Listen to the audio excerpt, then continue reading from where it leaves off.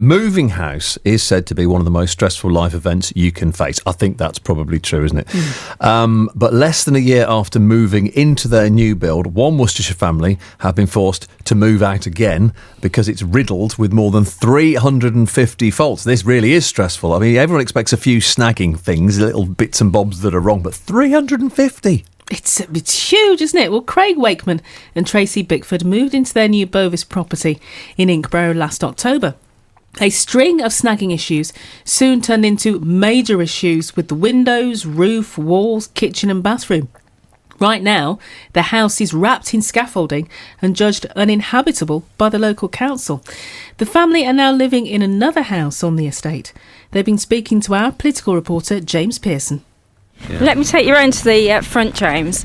As you can see by looking at the roof, you can see the tiles have all started to come down. In fact, it looks as though the roof is actually splayed. Issue 1, rendered onto the soffit with no bead, has gaps and is uneven. Issue 2, tile lines falls in towards bay window. Guttering and soffit are not square and adequately fixed. Issue 106, broken spindles in staircase. Issue 156, garage has only one fixing bracket on each side. This isn't all of the issues. There are in excess of 350 issues so far that we're aware of that we've been told by the current project manager.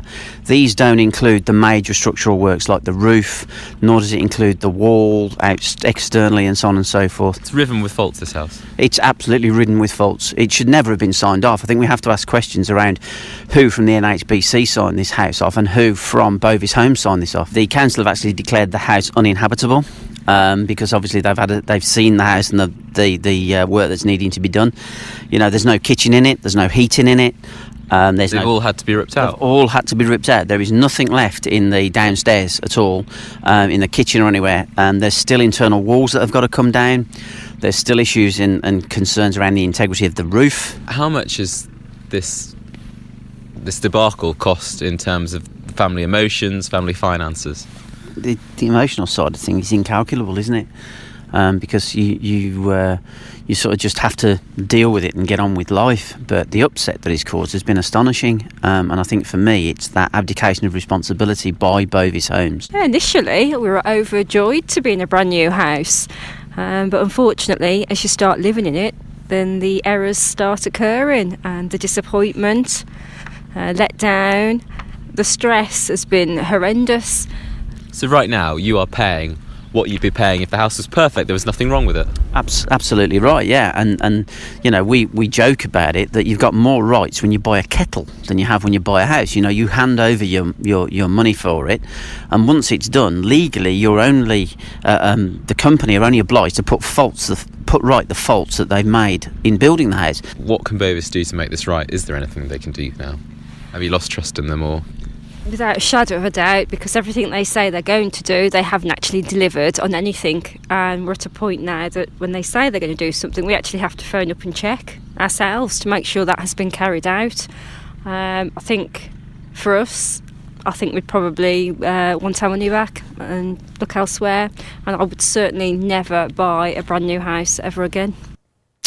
So that was Craig and Tracy from Inkborough, who've been thoroughly put off it all by the sounds of that there. But I know, after 350 snags, they call them, don't they? But the faults, let's call them what they are. They've been forced out of their new build home for 4 months, might not be back in until next May, which is incredible, isn't it?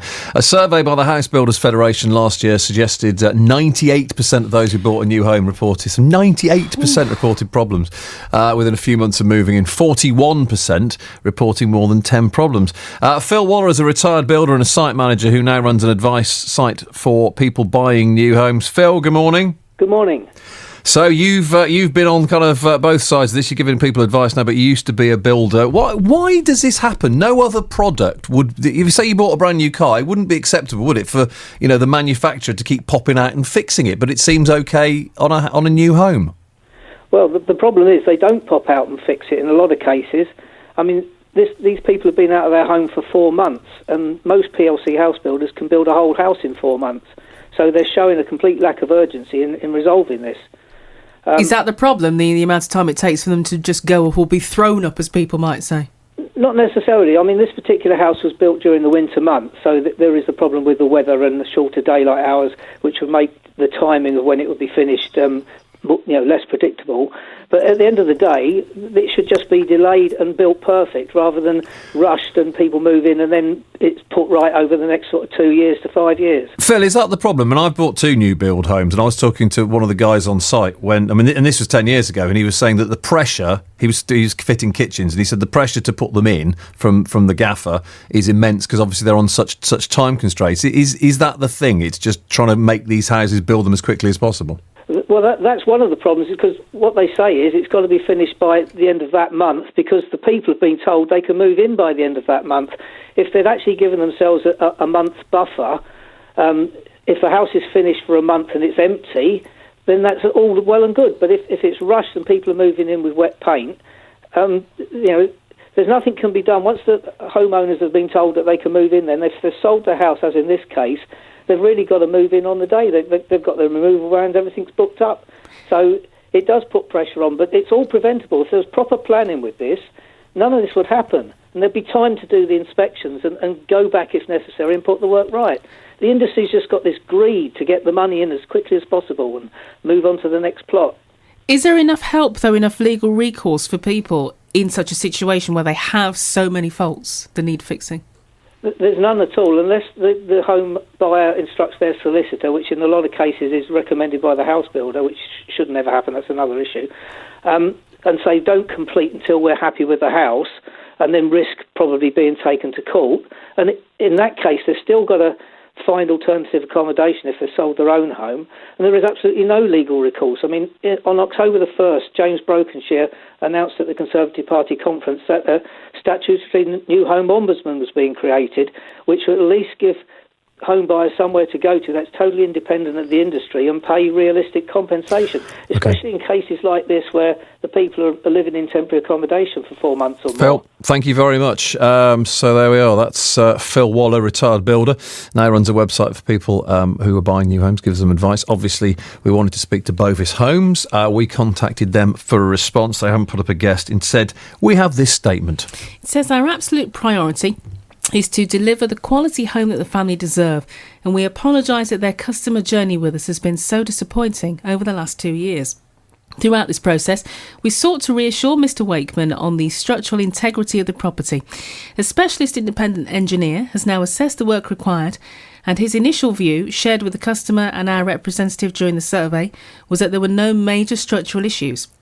We have thousands of happy customers every year, and while we understand that this offers little consolation to Mr Wakeman, he can be assured that we are completely focused on putting right what has gone wrong with his home. You can see a video of exactly what we're talking about on our Facebook page. Loads of comments about this, including Jack here said, we moved into a new build bungalow recently, complete with conservatory. There's been a leak after leak after leak. The contractor's been out 5 times to fix them, each time to no avail. Still leaking today. It's a nightmare. The general build quality is not that good, and also there's that 10-year guarantee you get, isn't it, with new builds? He says that isn't any good either, because you have to stand the first grand of it anyway. Oh, gosh. Which I didn't know. No. Keep your comments coming in, please. If you'd like to comment on Facebook, you can do, or give us a call, or drop us a text 81333 and start with HW.